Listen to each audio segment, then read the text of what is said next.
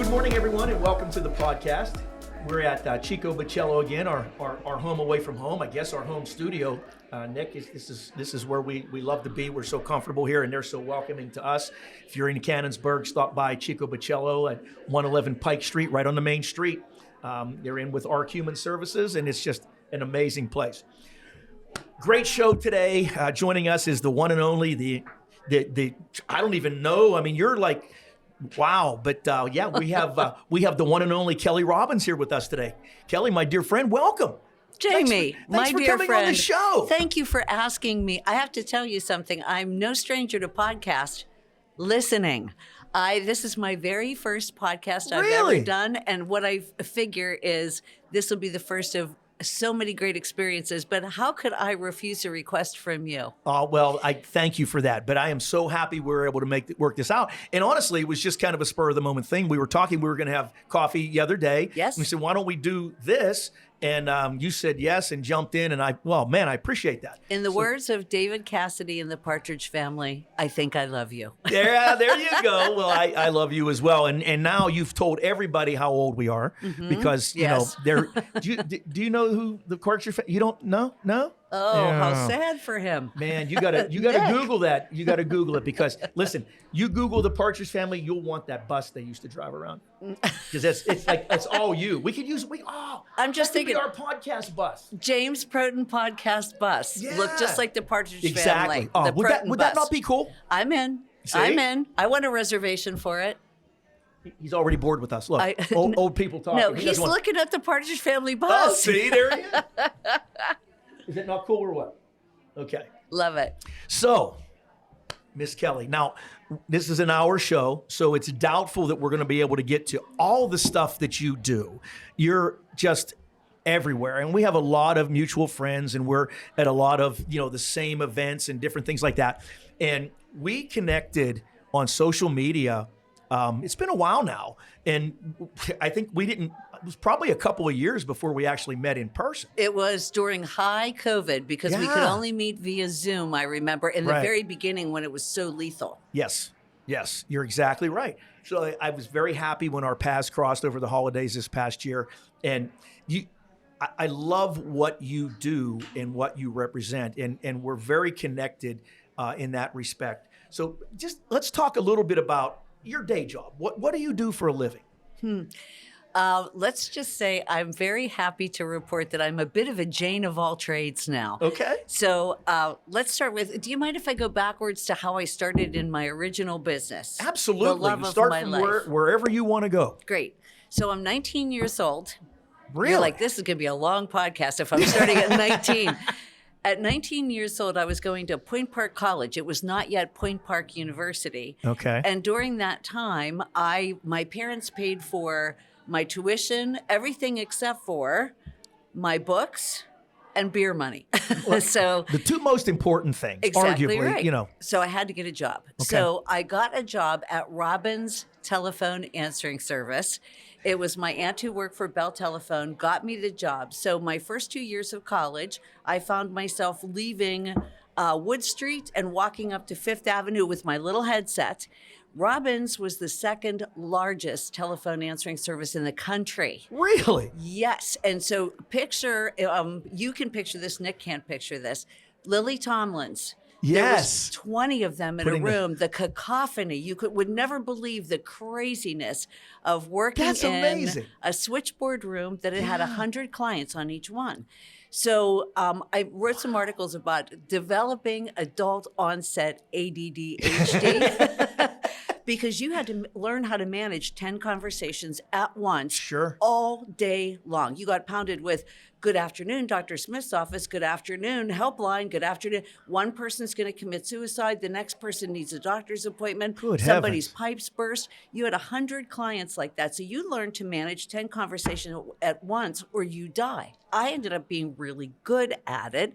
So 2 years down the road, I was offered a sales position.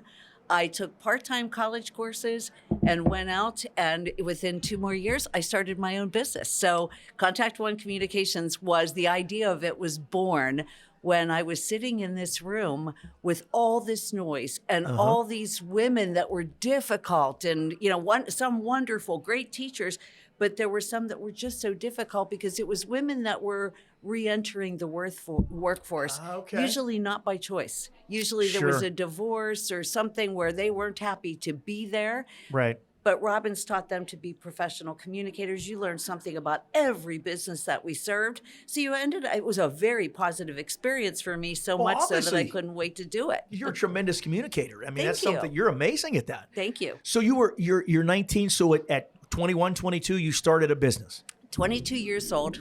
Allegheny Telephone Answering Service was born. That was in the Monroeville section of Pittsburgh. Sure.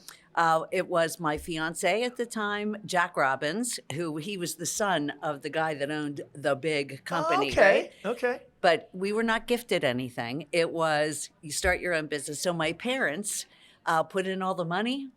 Jack and I started the business. My parents worked for us, and my brother was one of our sales reps. So we all answered the phones. Yeah. For 2 years, we had Christmas in that room. We did everything, and it was computerized finally. So instead of it was beep, beep, beep, beep, beep, constantly. Every call, with three beeps for every ring. So I don't even know how I survived it, to tell you the truth. I really don't. That's wow. That's an introduction. It certainly is. So how long did you do that? Monroeville was 2.5 years. We went from 0 clients to almost 400. And that came from knocking on doors, cold calling on the phone. Everyone that I knew could use a telephone answering service in that. You were based by locality back then. Had to be a quarter mile within the central office of Bell Telephone. Oh, okay. That tells you how old I am now, right? You're like, Bell Telephone, who? I remember Bell Telephone. I'm with you. And you keep telling everybody how old we are. Exactly right. Well, you know what? We're young and There's beautiful. nothing to be ashamed of. Exactly right. Absolutely Blessed nothing to be by ashamed God of. to get a little bit older for sure. As my dad always said, if you're lucky, you'll get old. Exactly right. Right. So, interestingly, with the advent of call forwarding, before you had to go into another territory and expand your business by making an investment in a piece of equipment that you could put in a business, like say that Allegheny Answering Service, my original business, wanted to cover the service territory of Forest Hills, right? Or Wilkinsburg. You would have to make a substantial investment, find someone that could have this piece of equipment in their area, and then you would start to market that area. So it was more knocking on doors, doing things like that. My father-in-law, Walt Robbins, who was my hero, never met him, but was my hero because he published all these things on how to sell telephone answering service, big leader in our national call center industry. Anyway, when I started with call forwarding, I found out that we could cover any area.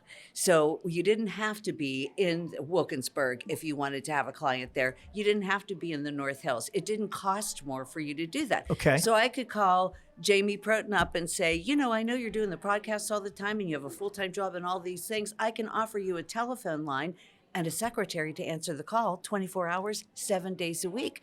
In addition I actually need that now. It was, well, guess what? You were already on. No problem. No problem. I would be so thrilled.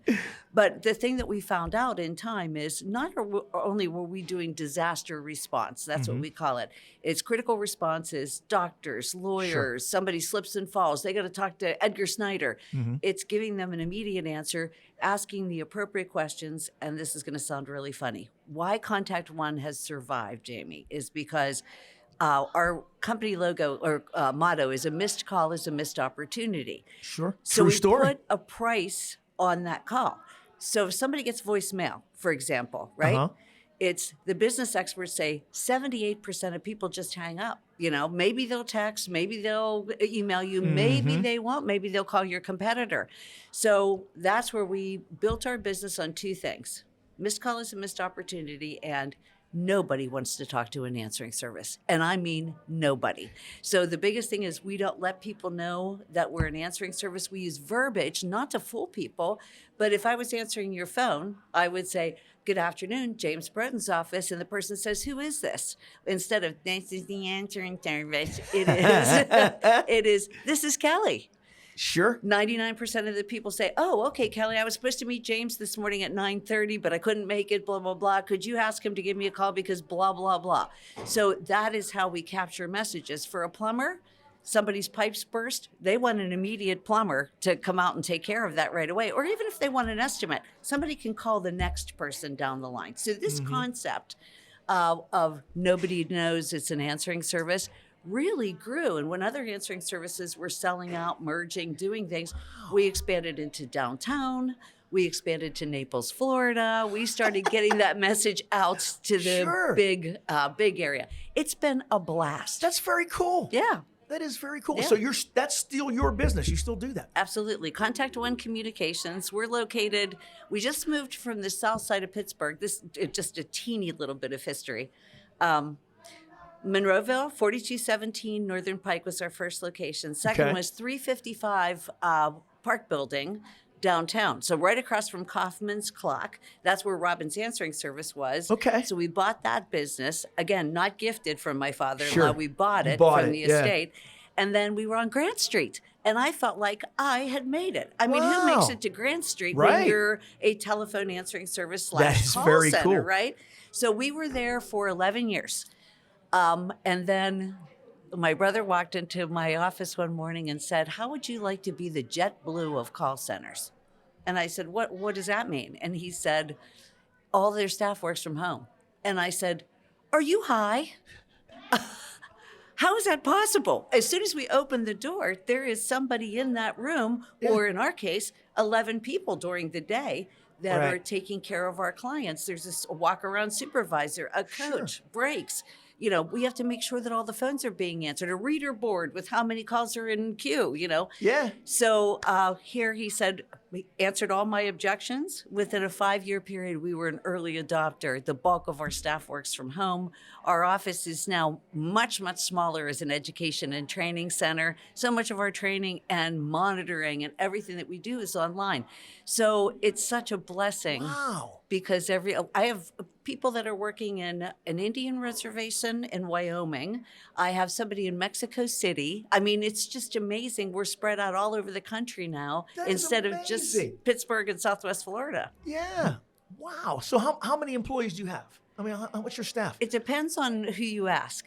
We have 22 full-time people, full and part-time, almost to full-time, right? Okay. But we have a staff of people, when the 1-800, call 1-800, blah, blah, blah, operators are standing by, right? Okay. I hate that word operators, by the way. Our team is standing by is so much better. Right. Anyway, we started to do, they call that order entry or special applications. So if you see a commercial on TV, it's so different than working with calls that you can graph and you understand on Wednesday, this is how many calls come in this 15-minute period. This is how we staff for that, right? Okay. Instead, we had to learn to deal with radio, TV commercials, ad schedules, print media. So had to talk the talk and walk the walk. And so what I found out was it's better to train college students to do one client because you get they call it a spike of calls. Sure. So they run a commercial and suddenly you have 40 calls or suddenly you have 500 calls. Right. Put it on Oprah Winfrey just one time as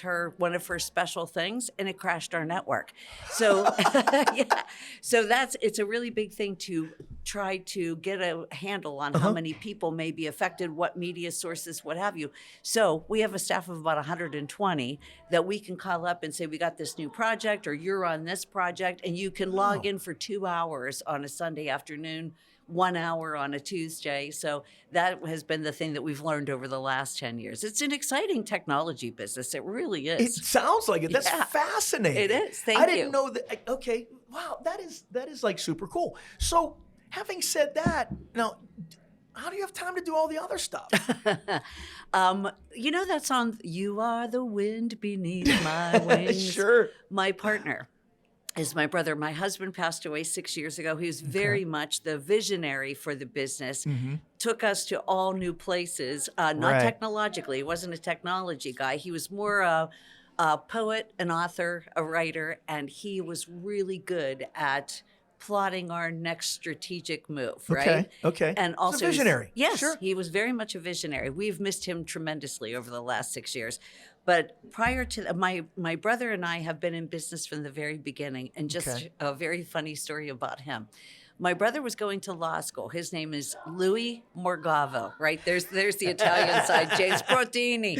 Yeah, I hear you. Anyway, Louis joined us from day one, the first day we opened the doors in Okay. Monroeville. And he was going to Duquesne at the time. Okay. And he would sleep on a drafting table every night. He worked our midnight shift, and then he would go to school in the morning. He was working at a law firm for 2 hours in the afternoon, got a couple hours of sleep, did his homework, and then he was back at sleeping overnight at the office. You only really got a few calls overnight, but somebody had to be there. Someone had to be there. So sure. for 2 years, he slept on the hardest drafting table you could ever imagine. Sometimes the employees would come in and he would be sleeping in his underwear right in front of the and it was a regular office like this, you know. Yeah, so it was just very strange. Very but you funny. do what you got to do, you know. Sure, absolutely. So he is the wind beneath my wings. I'm the blonde in the high heels that tells everybody how fabulous we are. Give me a microphone and I'll tell you all about Contact One, obviously, Jamie. No, this has been fascinating. It's I'll tell you one more fascinating thing about it. But my brother is the technology genius. So Well, he came up with the JetBlue concept. exactly. So he stays on top of all of these things. It doesn't interest me in the least, except for how to communicate to you. Sure. Bullet points for how it works. Because guess what we found out? Nobody really cares how we answer the phone.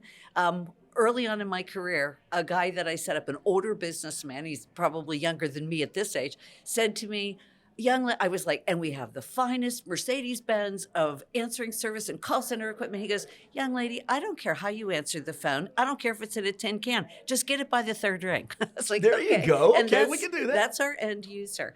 But there's one more thing I wanted to tell you.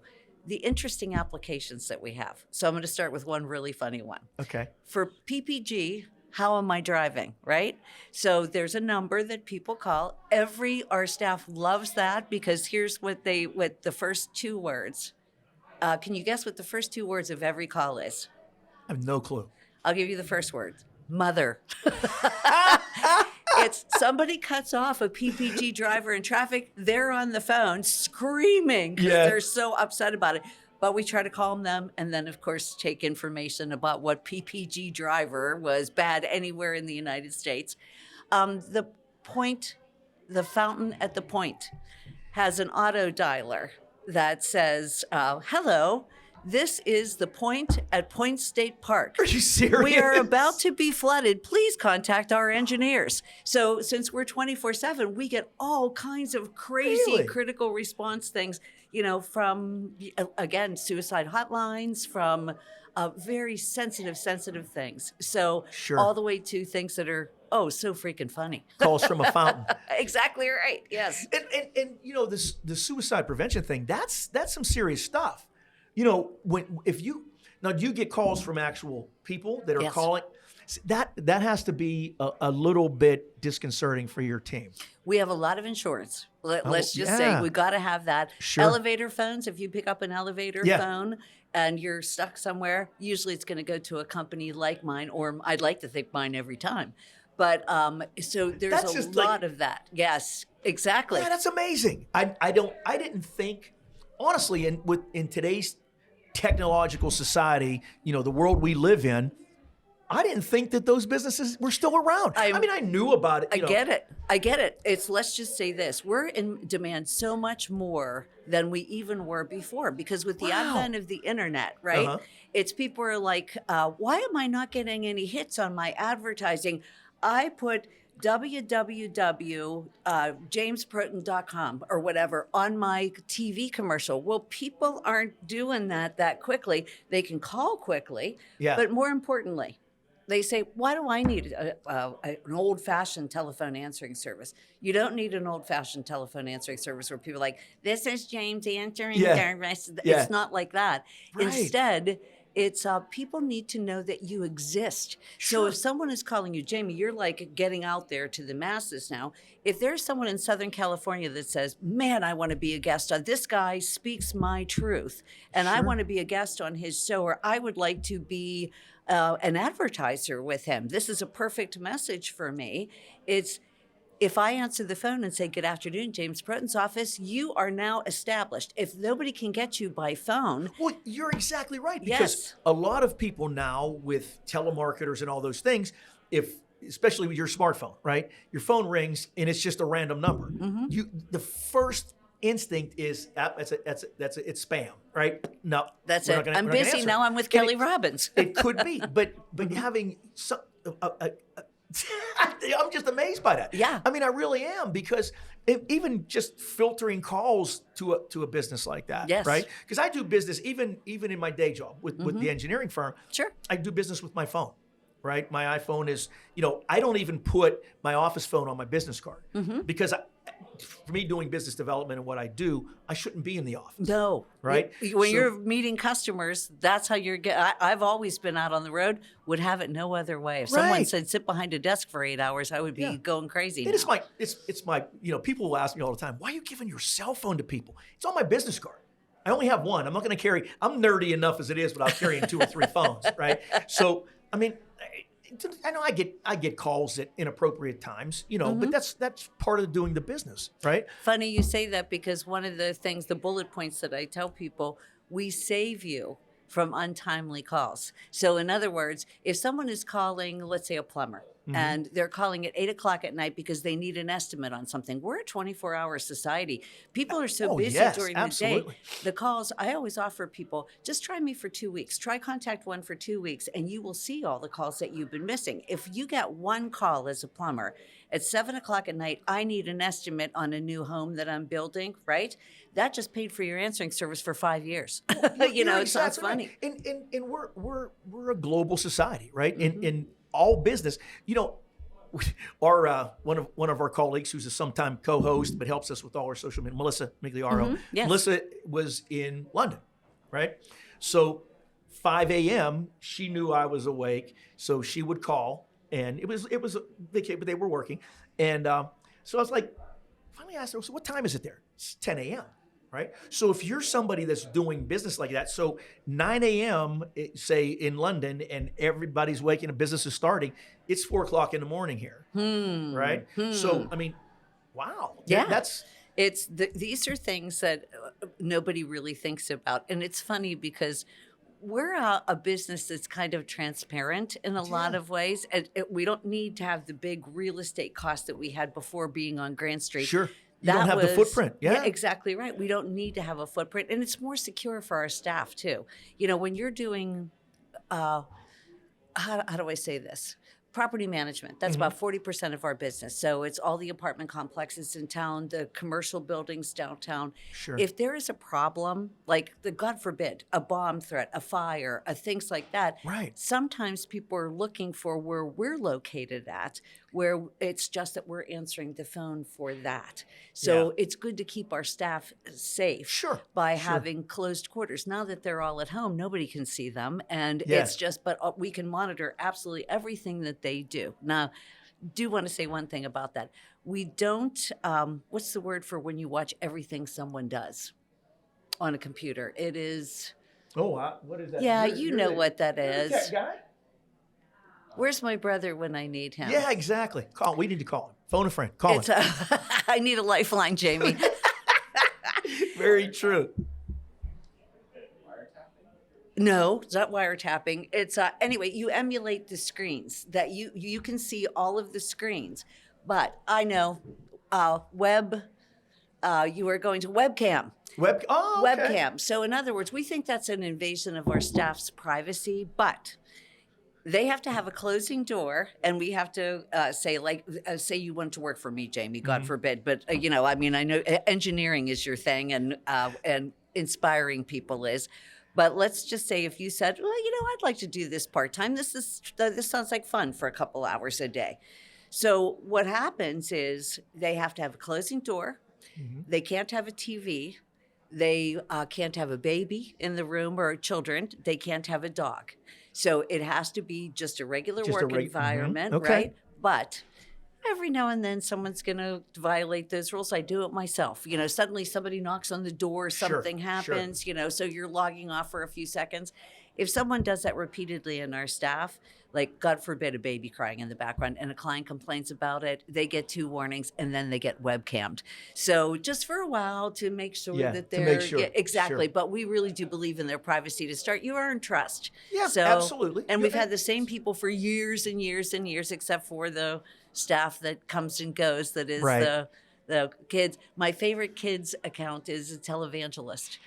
And and it starts very, very early, and it comes across all the way through to California. So it's the Sunday Praise the Lord account. I can't identify who the client is. We sign FCC documents. That's okay. And they call to get a free magazine and possibly make a donation. These kids are rolling out of bed at every university in downtown Pittsburgh like, yes, and what is your credit card number? Yeah, so it's but they're they do the job. They do the job. That they is get it very done, cool. and they only Yeah. have to learn that particular client. So yeah, This is fascinating. I didn't know any of this. Again, because wow. Thank you. Very cool. Thank you. Congratulations. What, Thank you. You found it's a the niche first and you made love it work. of my life. It really is. I serve on the board of the Atlantic States Teleservice Association, which is the Atlantic States of ATSI, Association of Teleservices International. It's a big. There's an organization, there's an association for everything. Absolutely. Yes. Yeah. Yes. And rightfully so. It's wonderful because, when you have a large group that are doing something, you have to have some organization, that's very cool. Thanks.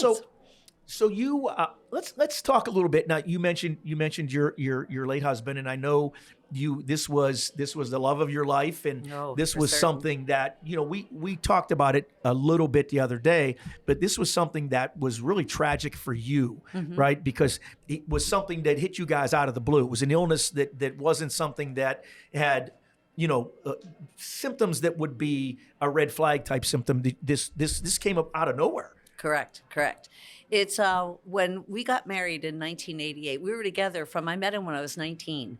So we started being together and spending all our time together when I was 22. Long story short, way too late. We got married when I was 29 years old, and he was 40. And it was... we all know the great love of our life. Sure. And so you may think at the time maybe you could have another, but I know at 63, there will be no one to ever take his place. But Disney did not write my script, Jamie. Okay. Jack and I worked together with my family for all those years, building Contact One. It was wonderful, except for he had a really bad temper. And it got worse as he got older. And he was, as I said before, a writer, a poet, a teacher. Sure. So he had this inner core about him that was, and a painter. He was an art teacher. So he had this inner core like no one I'd ever met before. So caring, so compassionate. I don't even know how to, it's so good. Sure. But what I found over time is that I thought maybe it was just the cacophony of the call center. Maybe it was just the craziness of our life. It was his brother, who's also in the business, said, you don't really belong in the business, you're an artist. And he resented that. He was like, is that right? I am just as good as you and blah, blah, blah. So he would push himself to be even better. Right. It may have been a little bit contrary to his very kind, poetic nature, but he was really good at it. So I called him the reluctant warrior. Yeah, there you go. So all those years that we worked together, I noticed him when I got to be closer to 40, and he was, he got worse and worse over time. And so let's just say that I'm turning 40. We found out we were never going to have children, which was our fondest wish. It was the good Lord just said, no, I'm not going to work for you two. But I didn't realize this at the time, but I had children for everywhere. Like I had not just at my office, but kids that I helped to raise. Well, that was real difficult for me. That's a punch in the gut. 40, that's tough. Not going to happen. And then on top of that, my husband is becoming more and more difficult. Our business is getting bigger and bigger and bigger. Okay, we actually took a quick break. I'm an old man and I had to pee, so we took a break, and Miss Kelli took off her sweater. So we're back at it, and we were talking about the progression with your husband, and I had been asking you is when you first noticed that something was off, was it the anger thing? Was it the fact that he was becoming more noticeably angry? Yes. And well, this is how my mother described it, and she loved him. You can't keep this in your house anymore. It was happening. First, it was he always worked from home, and it was because the cacophony of the call center would drive him crazy, basically. Sure. And so I just felt like, okay, that doesn't drive me crazy. So the more the merrier, and I'm fine with that. That was my indigenous environment. My husband would stay home, and he had a nickname that was affectionate through our staff. He was called the Count. Count the money. So the staff thought that's what he did, but really he was planning our next adventure, planning our next business achievement. So everything about him was wonderful in every way, except for this temper thing that he had you guys for many were years. very successful. Like if somebody was looking at the two of you from the outside, looking at you, they would say this is an incredibly successful couple, right? Absolutely. And through the grace of God, my husband was very, very spiritual. He studied comparative religions. Everything was the grace of God. We knew that part for sure. That's why it was just so odd that he had this problem. Suddenly he was mad at his family. He was mad at my family. He was mad at our staff. He was using words that he didn't normally use. It was suddenly violent language, suddenly threats of, if this doesn't happen, this really bad thing's going to happen to you. So anyway, the long and short story of it, and I don't want to desecrate his memory in any way, shape, or form. This is the progression of the disease. I've done so much research on it. There is a National Codicil Society. No one's ever heard of it. But let's just say, because it's so rare. This was a wonderful man, a wonderful, kind, caring man, right? Who loved you dearly and people dearly, right? And this disease, for lack of a better word, took that away from him. Absolutely. Well, here's the thing. It didn't happen all the time, but people couldn't trust him because they never knew when he was going What would set him off? What was the trigger going to be? Exactly right. So it was, I bought the book, Walking on Eggshells. You look at what constitutes an abusive relationship, and I had all the characteristics, and I got to tell you, Jamie, this is embarrassing to say, I didn't love my husband. I adored him. In some ways, wrong with that. I took God off the throne and put him on the throne for some years. He's 11 years my senior. I was sort of like, he has one son, my stepson. It was like I was his only child. He put all of the teaching that he knew, all of the beauty of his soul, the painting, the art, into me. So it wasn't just a love relationship. It was also like a mentoring. Absolutely. He taught me everything I know. I mean, he really did. So I love to honor him wherever I'm at. I'm not sure exactly how I'll do that in the future, but here's what I thought when I left him. I'll be fine on my own, right? I was not fine on my own. I made every mistake in the book, and like your story, the breaking and healing side of things. It's, I will tell you, I ran away from my business for a couple of years. I moved to Wisconsin, picked up two wonderful girls that I helped to raise over the years. If you're going to run away, you ran away to Wisconsin of all places? Is that the craziest thing you ever heard in your life? I was just in a place where I didn't know. I knew I wasn't going to have children. I knew I wasn't going to have, that was my fondest wish, because I had said to my mother for years, I'm going to work really hard in my 20s, build the business, which I did. And then I will be able to stay home with my children and just get people to help out and things. And that's what I believed would happen. But that's not how God saw the rest of my life. And what beauty I found later. But boy, oh boy, was I ever depressed in my 40s, because I had lost my husband. Then my mother died right after that. Then my father died after that. So it was everything that I held dear fell out completely. And I was lost. And that was literally your life up to that point. Absolutely. And I wasn't working in my business anymore. It was sort of like, I just looked around and thought to myself, well, let's just say the enemy got the best of me. I found myself smoking and drinking and, feeling sorry for myself and doing a lot of things, but being totally unfocused. I was broken. I was just broken. Your spirit was broken. It was like the soul had been just pulled right out of you. Absolutely. And I've been there. Mine was a different story, completely. And yours, and this is great because what you went through, what broke you was completely out of your control. It was. It was completely out of your control. My story, on the other hand, what broke me was self-inflicted. Okay. It was totally and completely self-inflicted. And it wasn't until, and I don't know when your healing process started, but for me, it was when I finally said, yeah, that was my fault. That was me. This was me, because it was very easy for me to blame other people. Like, I went through a divorce. So that was my ex-wife's fault. It wasn't. It was my fault, right? So I got fired from the best job that I ever had in my life. No, that was just because that guy didn't know. No, wait. I earned that, right? So until I consciously said out loud, dude, all this shit was your fault. But that's when the healing started, though. So what was that moment for you? I'm laughing with you, certainly not at you, because here's the thing I have to tell you about this. It's in Catholicism, we learned through my fault, through my most grievous fault. I'm beating my breast here for your listeners.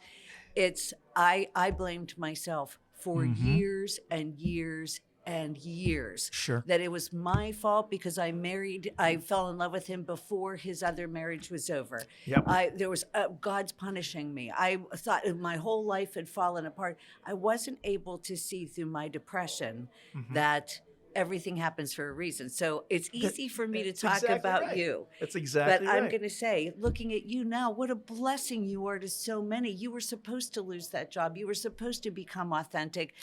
You had a think choice. So. I think so. Yeah, it was the best you thing don't now. Get to choose your journey, right? So while I sit there and say, yeah, I could have controlled that, but no, really, at the end of the day, I couldn't, because that journey, those experiences were chosen for me, right? What I controlled was how I responded to it, right? I didn't pick. It wasn't my choice to get a divorce. It wasn't my choice to do any of those things. But what I did miss the choice was to how I responded to that. That journey was laid out for me, right? So I think a lot of people don't get that. I love what you're saying, because now I'll tell you why I love being in my 60s, why I can't wait to tell people about it. It's so great because you can really say what you're thinking and own up to the mistakes that you made before, where you're so busy building your career in your 30s and 40s and you can't show any weakness and you never talk about anything except for positive things, and you're hiding everything. Where now it's what you realize is the reason I'm sitting across from the table from you is because you broke and healed, and I honor that. And you are likewise. Yes, likewise. Exactly. And I think that's one of the things that connected us originally. Because that when you're authentic and you're honest and you just put that out there, and believe me, I've been fighting the battle with depression, so I get that, and I hid from that, right? I hid from it, but I wasn't hiding from the depression. Okay, and I read a quote. That's interesting. Well, it is, because I read a quote. I think it was Marianne Williamson, and I mentioned it in my blog this morning, that most people, they think that they're hiding from the darkness. They're afraid of the darkness, the dark side of themselves. When in reality, they're afraid of their power. They're afraid of the light, because that requires something of you, right? It's easy to hide from the darkness, depression, whatever you want to call it. It's really difficult to put your light out there. Oh, right? gosh. It's much harder. And I'm gulping that in. I didn't realize I was doing, that came from, Marianne Williamson is amazing. Oh, I did her Course in Miracles. How did I forget? Unreal. Absolutely unreal. But I always thought that that's what the shadow was that was following me, right? And it seemed like, I just couldn't run away. I couldn't run fast enough. It just kept pace, right? So, but when you think about, I had got this tap on the shoulder, right? A long, long time ago. So, I was raised Catholic as well. So, and you and I we're the same generation Catholic, right? So you know what I'm talking about. And so as I got older and started to get away from practicing Catholicism, right? I like, even to this day, I identify as Catholic, right? I love that I identify as Catholic. But I'm not a practicing Catholic by any stretch of the imagination. In fact, my grandkids laugh at me because, it's Lent, right? They say, "What are you going to give up, Pop? What are you going to do?" And I told them, I said, "You realize I don't have to do that because I've aged out of that." Exactly. And they're like, "That's a thing?" And I said, "Yeah, it is. I mean, it's like something for you to look forward to." But the funny thing is, I still do it. Nick and I went to lunch Wednesday. You had to have the Wednesday. fish. I ate fish, right?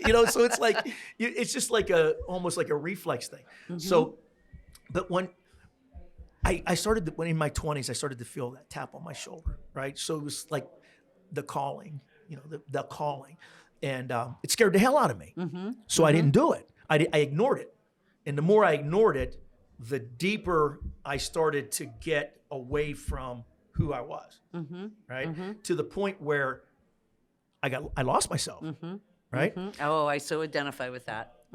So it's crazy. I mean, well, there's you talked about the calling.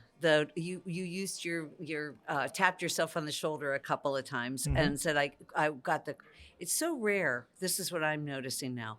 To have an epiphany moment. Sure. So rare to have that immediate thing, but the tapping on the shoulder happens a lot where it does. It gets louder and too louder. Many people ignore it. Exactly right. Well, it's easy to do because I remember, and this my mother had on her refrigerator, I'm a recovering Catholic, right? My dad said that all the time. Back in that old days, that was Sure. very true. I was going to make a joke that it was like you have the scars from being an early Catholic, the wraps on the knuckles, Absolutely. It was the most terrifying human now. beings on earth to a young Catholic in the 60s and 70s were nuns. The nuns. Oh my gosh, yeah. They were we called them terrifying. penguins. Intimidating. Yes.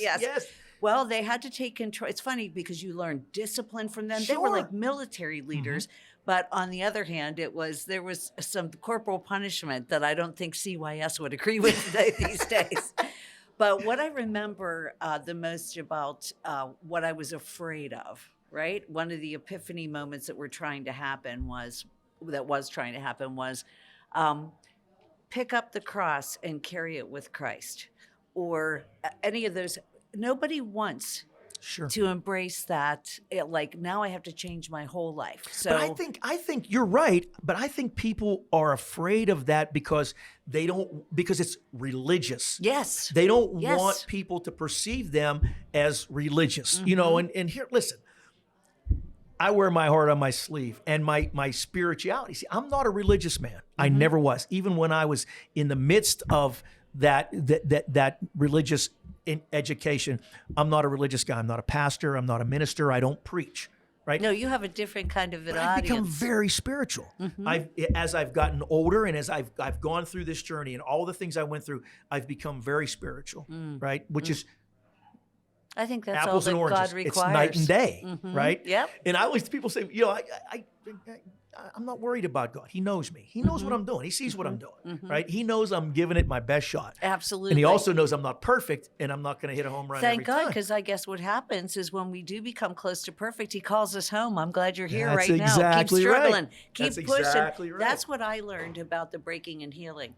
I stopped for a minute. I stopped and dwelled on myself and thought, I need time for me. No, I didn't. I needed to put one foot in front of the other, keep on keeping on. And I stopped that for a while. And it was the lowest part of, thinking I need to start my whole life over again. No, I didn't. I needed to put one foot in front of the other, use all the Just good keep things. going. What did I learn, I think, is a big thing. So going back to the 60s, being in your 60s, it's the thing that I've noticed now is that we can see, especially with kids who are struggling with things that we couldn't verbalize back in the day. Right. And now we can help and be of assistance, be discreet, be good to them, put our arms around them and say, you're doing all the right things despite your That's separation, exactly right. despite your breaking and healing experience, because they're in the same place we were. You couldn't talk about it. You had to hide it. So, That's exactly right. if that makes sense. It does make sense. And I think that, I get asked a lot,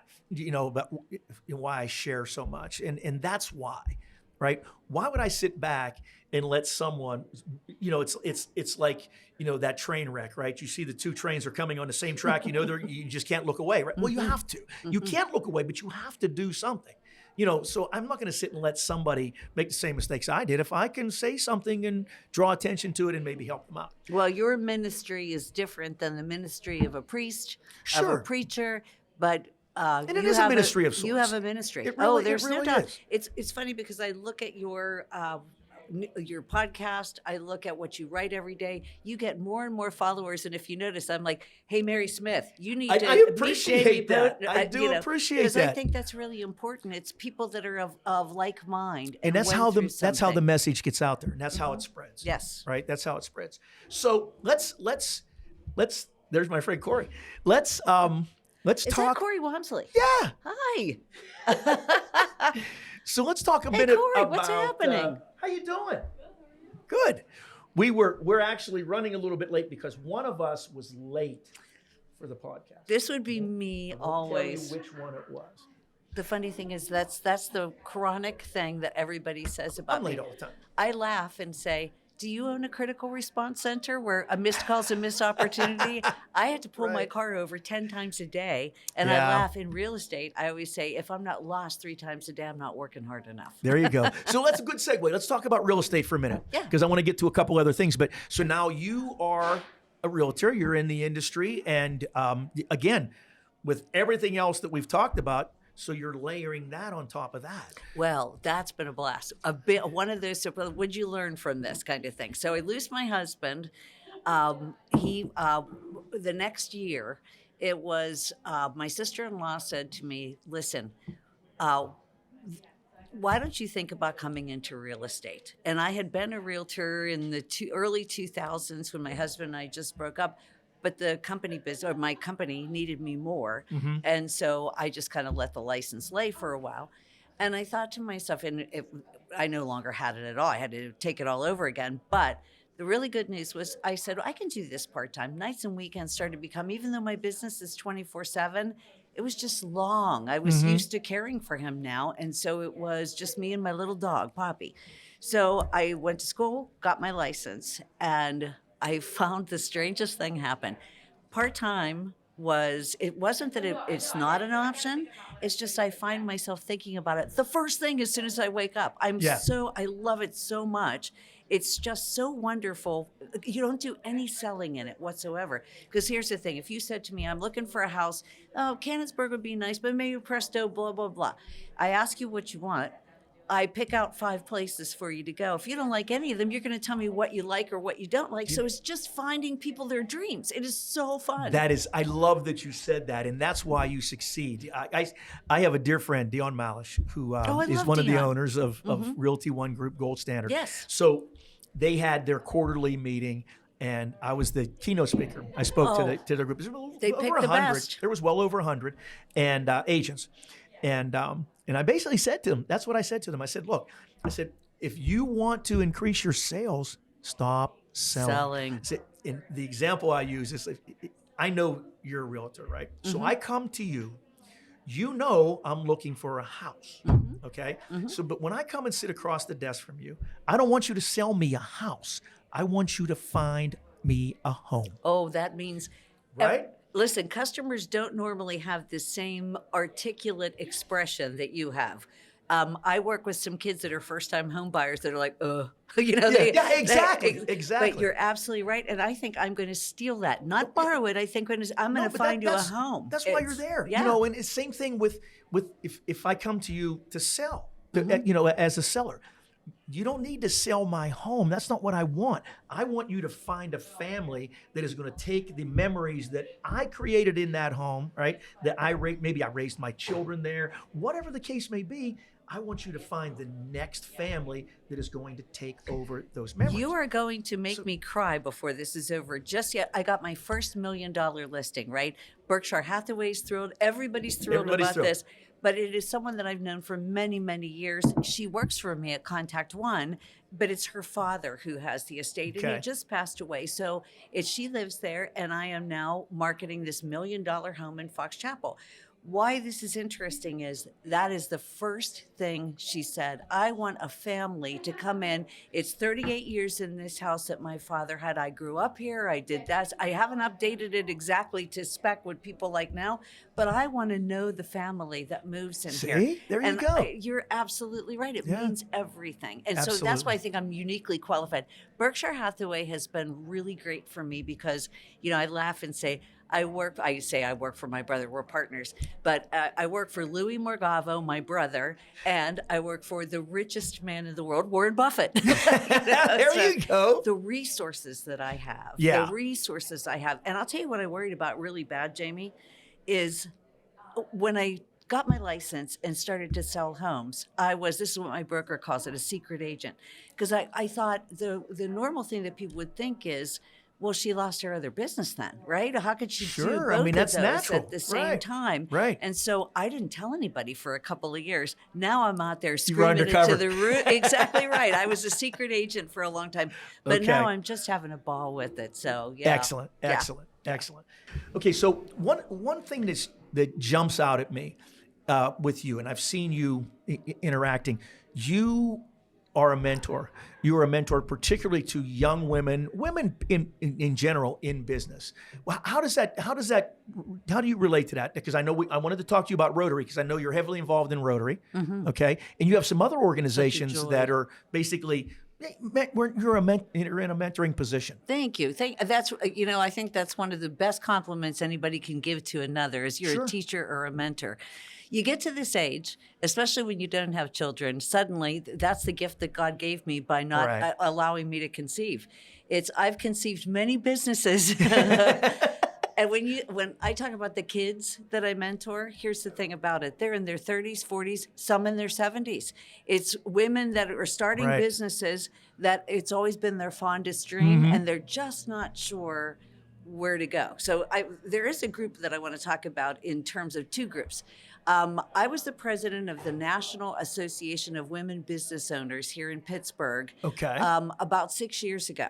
Okay. And that is an organization that has 90 chapters across the country, a full-time lobbyist in Washington, D.C. Wow. It is the biggest women, probably in the world, women's business organization in the world. Powerful. Okay. We are educated once a year by senators, by congresswomen, and congressmen to be able to hold office, to be able to make an impact in your community. Wow, that's cool. And they've given me a lot of the tools that I've needed to do this. Well, it's during COVID. NABO Pittsburgh folded for a while, like a lot of organizations. But absolutely, I'm so excited. Donna Baxter Porcher, who I cannot wait to introduce you to. Donna Baxter is the CEO and founder of Soul Pit Media. She used to be Lady Fresh. She was a rapper at one point in time. She's had Soul Pit Media for 25 years, I think maybe even longer. But Donna is arguably, I wouldn't argue it though, the voice of the minority community in Pittsburgh. You can find Soul Pit magazine in every grocery store in our entire region. Okay. And she's got an advertiser list that starts with big names like PNC down to little old me. So it's, let's just say it's a wonderful publication. Donna and I are going to be co-presidents of the new and improved Discover NABO. Wow. And so we're kicking off in June. We're getting ready for our big launch. We're really excited about it. We already have lots and lots of people like, can I speak? Can I be there? Because it was such a big organization for so many years. Well, that's awesome that you're resurrecting that. That's very cool. That's a good word to say, resurrecting it. We are enjoying it so much. And I love working with this girl. I have to tell you, I would love to introduce you. She's so I'd love to meet her. We'd love to have her on the show. That'd be great. She sounds like she'd be perfect. She's fabulous. I got to tell you something. I always describe her as Queen Latifah. When she walks into a room, she's soft-spoken. Her cadence is but here's the thing. Every other woman goes into the wallpaper when Donna Baxter walks into the room, or every person. Nice. She has such a presence about her, calm, reassuring. That's huge. You know? Yeah, it is. Very cool. Yeah. Very cool. Yeah, she knows who takes care of her. She's very much a disciple of Jesus Christ, my Lord and Savior. There you go. Yeah. There you go. So, and that ties really, I mean, with Rotary and what you're doing with Rotary. You're in membership now, right? Yes, I was the president 3 years ago, during the COVID president of Pittsburgh chapter. Of the Pittsburgh chapter. Pittsburgh birthed all 85 of the clubs that are in our region now. So it's the big grandmother. We meet at the Omni William Penn every Wednesday at 12 noon. Okay. And that bell has rung for, you ready? 120 years. Wow. And I'll tell you a funny story. Excellent. This is a quick one. Okay. Women were admitted into Rotary in 86, not 1886, 1986. 1986, and it's an organization that was founded in the 1800s. Absolutely, and here's the thing that's so fun about it. It's 600 men used to come in to the Omni William Penn and have the 3 martini lunch from back in the day, smoke cigars and do business all day long. Yeah. Now it's come in, have the meeting. Yeah, we have meetings before and meetings after. They're usually coffee. They might be a nice little alcoholic beverage afterwards. But this is how we meet our people. And every week, it's like a college education about everything that's happening in our region. Our speaker series is amazing. And so it's made my career. It sounds funny. It's really made my career. I believe it. It's a great organization. It It's is. a tremendous we do organization. so many wonderful things for so many people that need help in all areas of life, from Haiti and water wells all the way through to, in the Ukraine, doing a lot in the Ukraine right now. So globally, we do a lot of things. But we're building small parklets. We're helping at Sojourner House. There's all these projects that we're doing that they don't have the funds for, but we've accumulated funds. I got to tell you that this is the most ironic thing. My organization, the National Association of Women Business Owners, helped to sue for the right to become a Rotarian. Is that right? So I am a Rotarian for 14 years because of the fact that the NABO ladies went to work and said, you got to have the women in, guys. Come on, move over. That is awesome. That is awesome. And that's a great place to end our conversation. Although I guarantee we could sit here and talk all day, and I know you aren't we going to? You have some place Just to go. Kidding. Well, if you didn't have an appointment, we would. But and we will definitely revisit this conversation. You're welcome back anytime on the show. Well, Jamie, this has I just want been to say phenomenal. something to your listeners. It's I find myself inspired more in my 60s than I've ever been inspired, and I've always had a spiritual life, but every day is such a gift. And I have to tell you, I usually begin every one of my days by reading what you write. So I have to tell you, somehow, some way, you seem to know what is in the mind and hearts of so many. And well, I appreciate you saying that. That means a lot to me. Thank you. People will say over and over, hey, Jamie, you tapped right into my heart today. Hey, Jamie, thanks, brother. This was so wonderful. I don't know that you even know how much you affect all of our lives. I like to think that there's somebody out there that gets something from everything I post. Right.